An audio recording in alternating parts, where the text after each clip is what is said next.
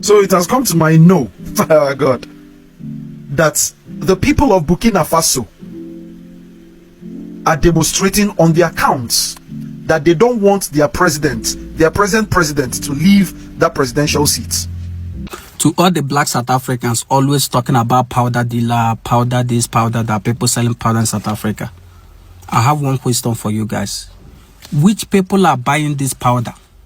Which people are patronizing these dealers? This is a building that's been taken over by people. They're not paying rent. They've just moved in here and they live here.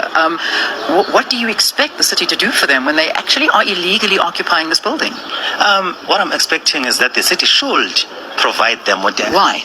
Hey, my kings and queens, we are back. We are back with another operation. Keep Africa clean. Operation Sanitize South Africa, Operation Sanitize Ghana, Operation Sanitize Nigeria, sanitize every freaking country in the continent of Africa, so that at the end of the day, Africa will be the best continent. And it starts with what? Taking charge, taking control of your country, maintaining and abiding to the laws of the country, whether you are a citizen or foreigner. Definitely, we're not talking about illegal foreigners here, because that is the reason why we are here. We are here to expose them from north, east, west, south, every corner, wherever they are hiding. And yes, in this video, ladies and gentlemen, boys and girls, are videos that have been piled up, put together from Nigeria, from Ghana, from South Africa. In fact, these videos we're about to delve into today will leave you wow. Like, you'll be like, are you serious? Meanwhile, yesterday, I want to say thank you for your engagement, your support so far, because we are still on this case. And I will be dropping most of these videos once a day as my strength can carry, right? And for today, we are going to take a look at all these videos. And my brother Chimdi is here in the house today to tell us again what we need to hear based on his own opinion about Nigerians. You see, me, I'm here to flog Nigerians. So as a South African, flog your own country. As a Ghanaian, flog your country. Expose your own. Expose the evil, the crimes that are being committed. And I will not support any Nigerian committing crime. In fact, you know me already. So let's take a look at these video clips. Do not forget to like, share, and your thoughts, your opinion in the comment section. Let's interact. Let's have a common understanding. I want to communicate with you in the comment section today. Exactly. And at the end of the day, I will see you in my next one. Ciao, ciao. So it has come to my know, God, that the people of Burkina Faso are demonstrating on their accounts that they don't want their present president, to leave that presidential seat. That is Ibrahim Traore, right? Good. Do you know what it means for a people to start protesting on their account that a president wants them to choose who their president is, that he no longer wants to preside over them, owing to the fact that he wants democracy for them, and on the grounds that he is a military governor, a military president, so he wants democracy, hence trying to install a civil president for the people, or more like trying to allow the people choose a president from a civil point of view for themselves. And these people started protesting because they want Ibrahim Traore never ever to stop being their president. Do you know what that means? Ladies and gentlemen, this is what I call accomplishment. This is what I call immortality. This is what I call aura. This is what I call legacy. This is what I call, I don't even know the name, maybe I should start making up names for that. Propensity, propellant. Oh my God, this is how we know who a man is. This is the ideology. This is who I want to be. This is who I want to be. A situation where people are begging you to take up the mantle of leadership, and people would go on a riot on the accounts that you want them, that you no longer want to preside over them, but they want you to continue presiding over them. And when I went down to the comment section, I saw something. They say Ibrahim Traore is the most selfless African president that had ever lived. Is the most selfless African president that had ever lived. My brother, this compliment, if you give me this compliment, I don't care whether I die the following day, I'm a fulfilled man. I'm telling you the truth. This is what we ought to be as a people. This is why we are alive. Well, when I say this, I'm not talking to Nigerians. I'm actually talking to other parts of African countries, because I know that when it comes to Nigeria, this thing can never be achieved. It's an impossible factor. It's an I don't even have to. In regards to the death of that 28-year-old LASU graduate, his name was Ogunbode Adedamala Quadri. It was a guy who was going out and he was on the phone. He told his girlfriend that he was going to a certain church in Lagos, which was a Celestial church, only for the guy to go missing, the money being transferred from his account, and all certain Celestial pastors lying. Some of them fled. Police said they found a dead body in the church. Now there's a report to say that nothing's been found in the church. You know what? There's been a lot of updates as to, stories that police are trying to cover up the story. So, guys, I've brought the updates I've got so far. I've brought it to share with you. So don't touch it down. God, people are doing grievous things all in the name of God. And I wonder why God is silent. I wonder why God is not actually pouring out his anger, his vengeance on the people who are actually doing crazy, heinous things in his name. What has religion done to us? What has religion done to us? Or what are people taking religion for? Because I really don't know what to say or how to actually put my words out there, but it has to be said. People might be wondering, why has she come to say again? Guys, let's dive into the story, then you know why I am here ranting, okay? Hello everybody, welcome back again to my channel. My name is Webimo, and I'm about an evil pastor that actually unalived a member of his church and stole all his money. Yes, it happened in Lagos, Nigeria. And reading from the picture here, which I'm going to post here, the pastor seems to be in a white outfit, so it means that it's a white garment church. And looking at his finger, you can see a wedding band there. He's definitely married, and I will remind that he would have children, right? So let's dive into the story. So it says that the guy in the picture, which I'm going to post there, is a guy in a long sleeve shirt and blue jeans or something. Is a 28-year-old Ogunbode Quadri Adedamala. He was declared missing on the 16th of January.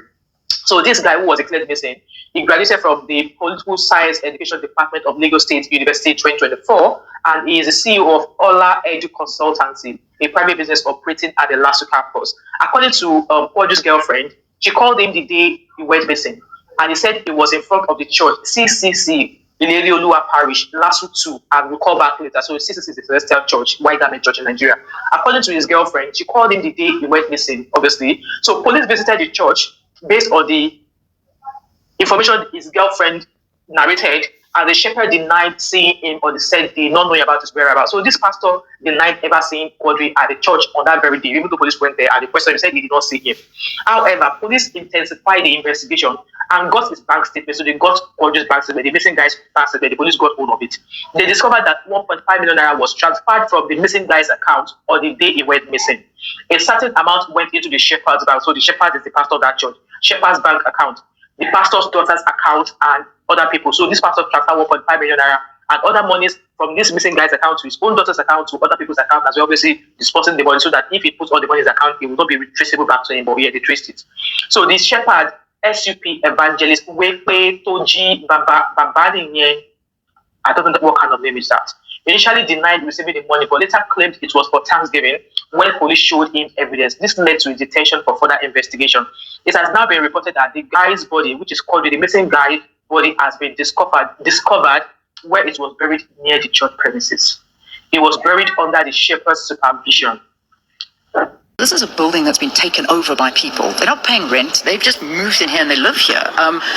What do you expect the city to do for them when they actually are illegally occupying this building? What I'm expecting is that the city should provide them with that. Why?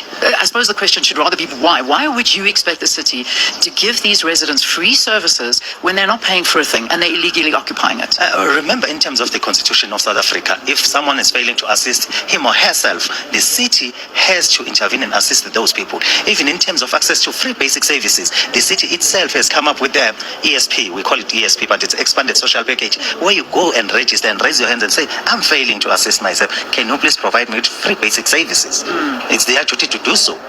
But at the same time, illegally occupying a building? I mean, because this is illegally occupied. You don't just... It's not a place that is set up by the city to assist people that got nowhere to go. It's not a shelter.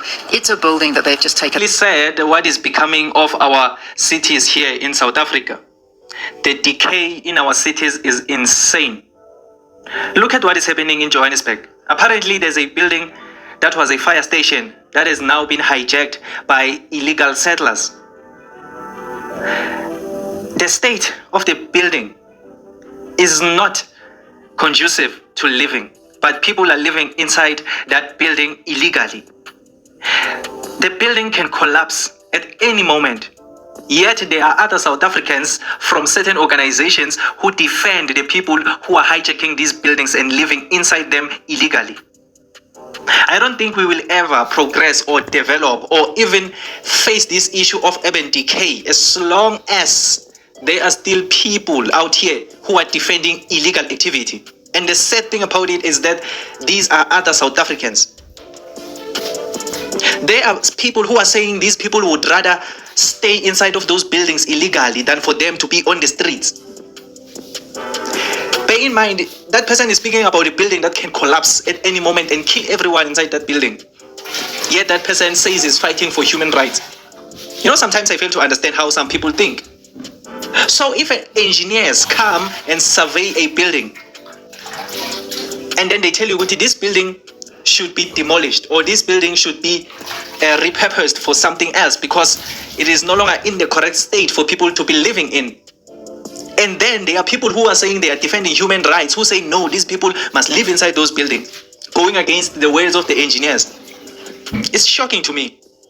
How are we ever going to progress as a country if we still have people who defend illegal activity? That's my question. And another question that I have before I play this clip for you is very, very interesting. I want you to see what is happening to our cities. Another question that I'm asking myself, why is it that every time there are people who are living in a place illegally, if you can check all the places that have illegal foreigners in South Africa, for example, where they live, in their flats, in their places where they live, why is it that every time there is decay, there is dirt, there is rubbish? It's as if the people don't care about the environment. They just throw nappies. They just, they just pee there. I'm pretty sure you've seen this. You know, it's a question that I always ask myself. Why is it that when people are living in a particular place illegally, it's as if they don't care about that place? And then they blame us as South Africans when we chase them away. Because they don't even care about the environments that they are occupying. But it's something that I don't see where people are paying rent, where people are living there legally. Those people will take care of the environment. But if you can check all these people who are living in hijacked buildings, you look at the state of the environment surrounding those buildings. But it makes sense because they are not paying any rent. They are illegal here in South Africa. So some of them, why would they care about whether they are damaging the environment or not? This thing is really getting out of hand now. It's really getting out of hand. And then I want you to listen to that man who's defending these illegal activities, saying the government, the city should supply housing to these people, including illegal foreigners. So the city of Johannesburg must supply housing for everyone who's living in that hijacked building. You know, let me not speak a lot. Let me just stitch this video for you. Leanne from the SABC. We are here on what we are calling a building that's literally been taken over. And this building used to be the fire station for Johannesburg. 2018, that building was taken over by residents who have moved in. They have just moved in and taken over. I just want to show you a little bit, and we're going to walk upstairs. I want to give you a background check. So you know the water we were talking about earlier, so that was cut off. So there is no water supply at the moment. But instead, what the residents are using now is this emergency pump. And this is an emergency pump that, obviously, I told you this was a fire station, so they go into the hydrant, and that is where they get the water from. So this is where residents get water from. The rest is all illegal connections in terms of the electricity that they get. So let me take you into the building, because I think it's important that you see the conditions that people are living in and how dangerous it is. It's unhygienic. I mean, I can feel, the more I stay here, the more I can breathe in. I don't know what I'm breathing in, but it is, the stench is unbearable. The flies, the animals, I mean the insects that you've got here, it is not safe for humans to be living like this. And you can just smell sewage. That's the biggest thing that you're feeling. So as you come up out of the courtyard, you come up these stairs, and this is where you find the residents are living. And there are 81 rooms. I can't tell you how many people are actually staying in the rooms, but that is pretty much so the situation of a lot of people that do live here. One of the residents that does stay here, I mean, they were just saying that what the problem is okay, not necessarily here, but all the drains are blocked. So they have to constantly be pumping the sewage out of the drains. And that's where the problems all sort of come from, because this building's not being serviced. I mean, it's just been left, and that's the reality. So who I've got with me now, I'm going to get to the MMC in a short while, but I just want to introduce you to Siyabonga Mahlangu, who's the Secretary General of the Inner City Federation. Siyabonga, thanks for talking to us. So you work with these residents to protect them so that they can stay here and they have a place to stay. that they don't get evicted. Is that correct? Tell us what you do. The Inner City Federation, it works with the inner city residents, the whole entire inner city resident. We are protecting their right in terms of access to housing and also to access to basic services such as water and electricity. We are liaising directly with the city of Johannesburg with all the challenges that the residents are facing. Sometimes we do win when we're trying to resolve the matter amicable. Sometimes we have to take the city to court, just imagine, so that they will do their jobs, so that they can act proactive in terms of giving sufficient services to the residents. But Siyabonga, this is a building that's been taken over by people. They're not paying rent. They've just moved in here and they live here. What do you expect the city to do for them when they actually are illegally occupying this building? What I'm expecting is that the city should provide them with that. Why? I suppose the question should rather be why. Why would you expect the city to give these residents free services when they're not paying for a thing and they're illegally occupying it? Remember, in terms of the Constitution of South Africa, if someone is failing to assist him or herself, the city has to intervene and assist those people. Even in terms of access to free basic services, the city itself has come up with ESP. We call it ESP, but it's expanded social package, where you go and register and raise your hands and say, I'm failing to assist myself. Can you please provide me with free basic services? It's their duty to do so. But at the same time, illegally occupying a building? I mean, because this is illegally occupied. You don't just, it's not a place that is set up by the city to assist people that got nowhere to go. It's not a shelter. It's a building that they've just taken over. Yes, I agree, but we should look why these people are in here. If the city provided enough housing within the city, do you think these people will be in this building? No. But because of the failure of the city, the people find themselves in such situations where they just go in and just stay because they don't have anywhere else to go, because they can't afford to pay rentals. Remember, to stay within the city is too expensive. The cheapest rent within the inner city, we can say, it's around 3,400. Yeah. All right, Siyabonga, I've got the MMC. I'm gonna just move down the passage as I go. But Siyabonga, it's interesting to hear your perspectives and seeing. But here's the MMC that we've got with us, and we say thank you so much for you to coming and seeing us, MMC Mqina Twaku, who is for public safety here at this building. I mean, this is in a terrible state, MMC. This building. Yeah, of course it is, and because the building was actually hijacked, it was closed. This building can sink anytime. Yeah. Okay, it can sink anytime. It was actually not bolted, and people came in here, they invaded it. Of course, the matter is actually in court, okay, so that we are able to evacuate the people. We're not evicting, we're evacuating for the sake of, safety of them as well. There are organizations that fight for the right to keep people living in this building. So, Siyabonga, obviously you're making, just from the organization point of view, and I know it's the law against what you would like to do, because you're almost fighting the law, and that's the biggest problem here. But you are protecting the rights. When you know a building like this could collapse at any time, as what the MMC is saying, why would you fight to let them remain here and get services here when they are illegally occupying? I'm going to ask you that question again so that perhaps the MMC can hear your answer.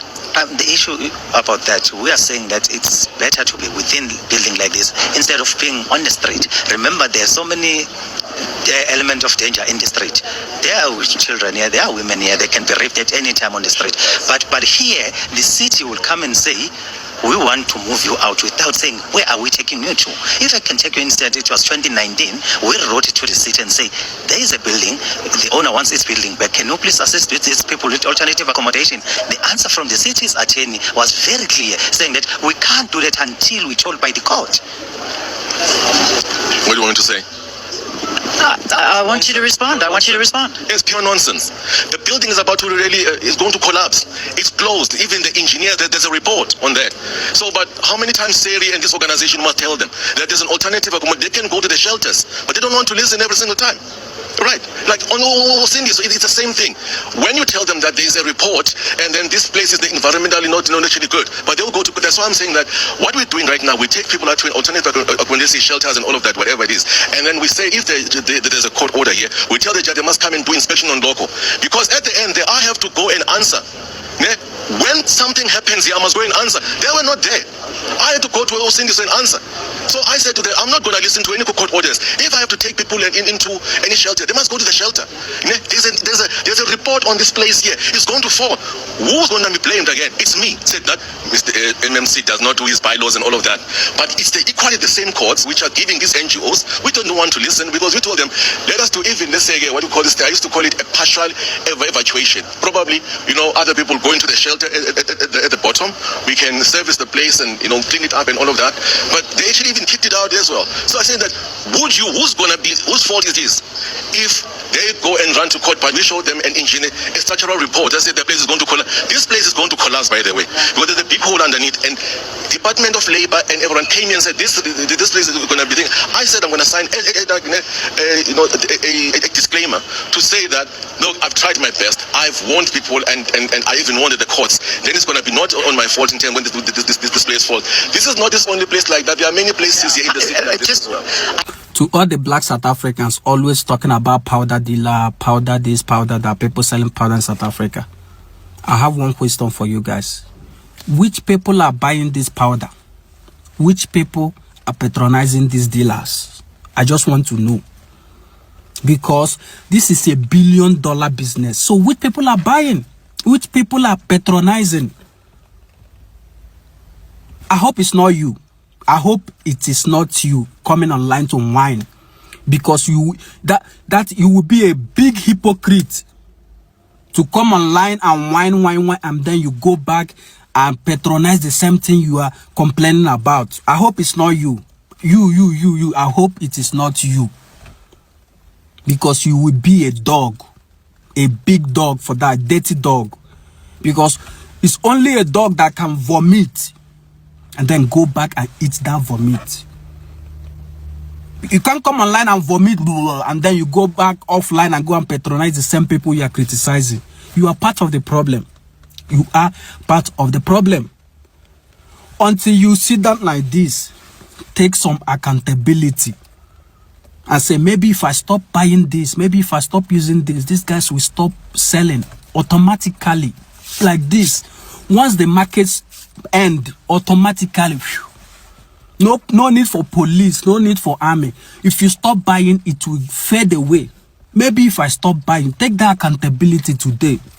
Say, maybe if I stop buying, then these guys won't be able to sell. Take that accountability for once in your life. Stop pushing blame. It's not good. If you think that there is no Jupiter would ever make powder to stop in South Africa, not in South Africa, not in Africa, not in America, not in US, not in Europe. Nothing can stop powder from circulating in the street. It's just not possible. So maybe you take that accountability. Maybe you say, no, I won't buy, so that they can sell and get money. So we'll take it from there. You guys say I'm a powder dealer. Me, my God, stop buying from me so that I can't sell. If I don't sell, there won't be any money, there won't be any market, and automatically, business is closed. Use your head. Think logical. Don't be thinking emotional. Stop. You see, for me, I've been one person who had lived in South Africa, and as a Nigerian, I know better when you talk about these things. I know that the dealers, the big dealers, are indigenous. They are South Africans.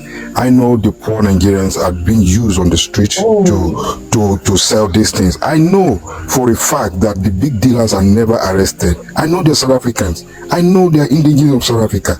I know they are the big dealers. They're the one who plays. You cannot lie. I'm sorry, True News. You don't sound any different from Psycho though. I mean, I know. So I know for a fact that poor stranded Nigerians in South Africa. Okay, like who was I think it was last week or last week. Like there was a big bath in OR Tambo airport, and the person was Nigerian. It was not a local. There was a big bath. I think last week or last week in airport. Maybe that was one out of the 100. Maybe that wait, actually, whether you don't know these things because it's unverifiable, can you verify? Can you show us the biggest bust of powder in your country? Was it about 2 billion rand? Right? It's 2-3 billion rand. No Nigerian was involved in that. Again, we're telling you to show us these things. I think you misunderstood me. I said one of the biggest was last week or last week in OR Report. I know about the ones that there were Mexicans who were busted in Limpopo. I know about that one. And then there are also cases of Mzungos, and there are also foreigners who operate in Cape Town, and some of them, they were also arrested. So, but if you can go to our South African page or police page on Twitter, like just take 1 day or take 2 hours, just scroll down, you will see the majority who appears there.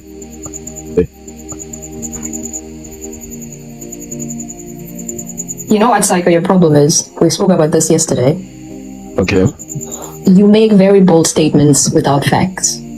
Okay. You take your observation of a situation and then you conclude that this is how things are in general. Because remember yesterday we were talking about like Xhosa women being the ones that are selling their citizenships to foreigners. And yes, because they get married to foreigners, they get paid 20 rand, and then, you know, they end up getting married. And you concluded that the majority of the people who do this are Xhosa women. Actually, there's a link.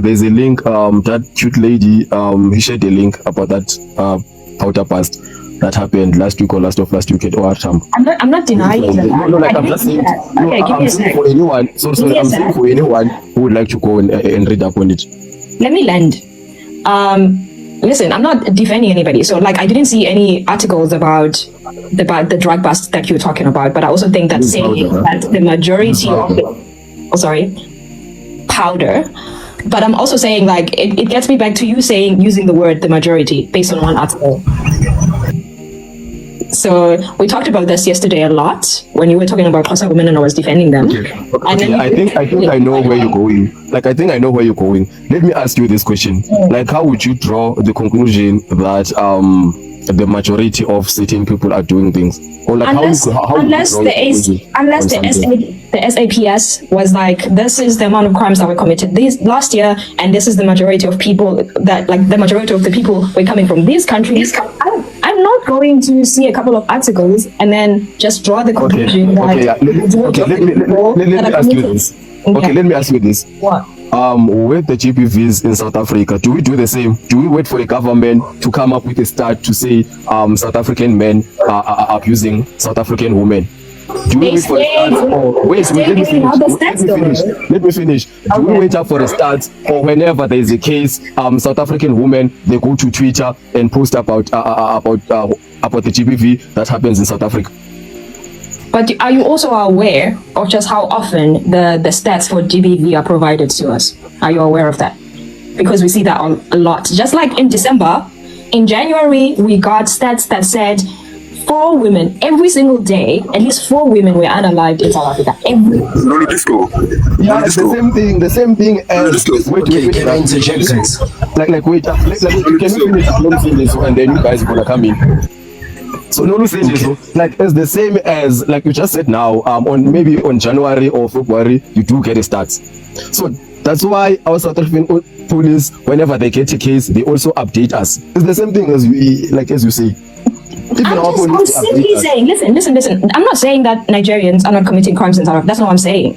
But I'm just saying that you should be wary of using the word the majority of people who commit said crimes in South Africa are Nigerians. Why? Because, like I said, if ESAPS said this happened here and it was a foreign national, that still doesn't say that the majority of people are foreign nationals, unless they were providing, like, say, for example, once a month, and they were saying these are many crimes that were committed this month, and the majority of the people that committed these crimes were foreigners. That's the only way you could be saying that the majority of people that are committing the said crimes are foreign nationals.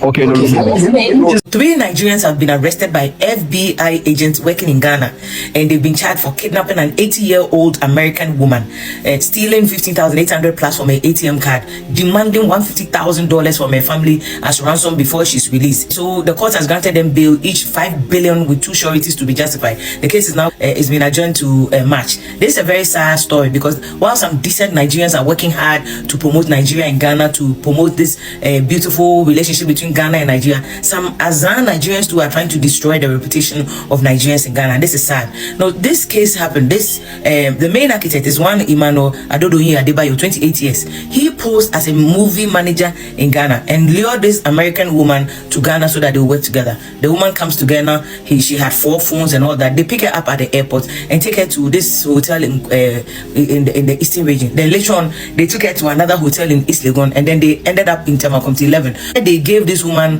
to the Esther lady. She's also a Nigerian. So she was the one taking care of the woman. The woman was held captive in the room in Temakomti 11. And that was when the people started demanding $150,000 from her family as ransom. Now, all this while, they had taken all the 4 phones of the woman, sold the phones at Nkrumah Circle. They had used her ATM card, American card, to make withdrawals. So once they spend the money, reach out to the family, making demands on the family. The prosecutor in the case, Daniel Danku, told the court that it was the FBI agents in Ghana who reported the case to them, because of course it's an American citizen, so the FBI will be concerned about the whereabouts of the American citizen. So once the case was reported to them, the police decided to move into action by investigating the issue. And then when they investigated, they found out that an American citizen, one Diana Christine Nelson, was kidnapped by these unknown men. At the time, the police did not know the names of these young men, so they followed the case, investigated, and then they went to Late Equiapem, where they were told that the woman was kept as a hostage in that place. And then when they went there, they had moved the woman from Late Equiapem to another place, and then later they found that the woman had been moved to a house in Tamakomti 11. You see, Ghana Police Service too is very smart. They traced the ATM card that was used to make the withdrawal. They arrested this Adebayo guy, and Adebayo led the police to the house at Tamakomti 11 where the woman was held. And so they arrested them. The woman was traumatized. They had to take her to the hospital to recover and all that. That was when the police arrested the Esther lady. And the Esther lady claims that, oh, she doesn't know anything, but the police charged her with abetment of crime. That is like supporting somebody in the commission of a crime. It was when the police made the arrest of Adebayo that Adebayo and Esther mentioned the Poromo guy. That is a guy called Poromo. So there are 3 people, the Adebayo and Poromo, and then the Esther lady. And the Esther lady claims, oh, she's not part of it. It's Poromo and Adebayo who kidnapped the woman and only brought her to take care of her. So now the Poromo guy is at large. But the Ghana Police Service is very good. They traced the phones that they sold to a circle, and they managed to retrieve 2 of the phones. They are now looking to recover the Apple phone that was also sold to another person. And the phones that they sold, the police said the first phone, they made 7,000 Ghana cedis out of it. And then 4,000 Ghana cedis, they collected the money. When they arrested the Adebayo guy, he had spent part of the $15,800 that he had stolen from the woman's ATM card. He had spent it, but they managed to retrieve some of the money. So the case is still in court. And the next agenda date, which will be in March, we'll see where the case will get to. But so far, Esther and the Adebayo guy have pleaded not guilty. Let's all be careful in Ghana with the things we do. If it involves, especially an American, the FBI have offices at the American embassy in Ghana. They are tracking every movement. They will deal with you. If they don't catch you today, they'll catch you tomorrow. And they work closely with Yoko. They work closely with Ghana Police Service. They will deal with you. As part of the bail conditions that the courts issue, they are to submit all their travel documents. So they can't travel anywhere. They will report to the police twice every month. They are being monitored.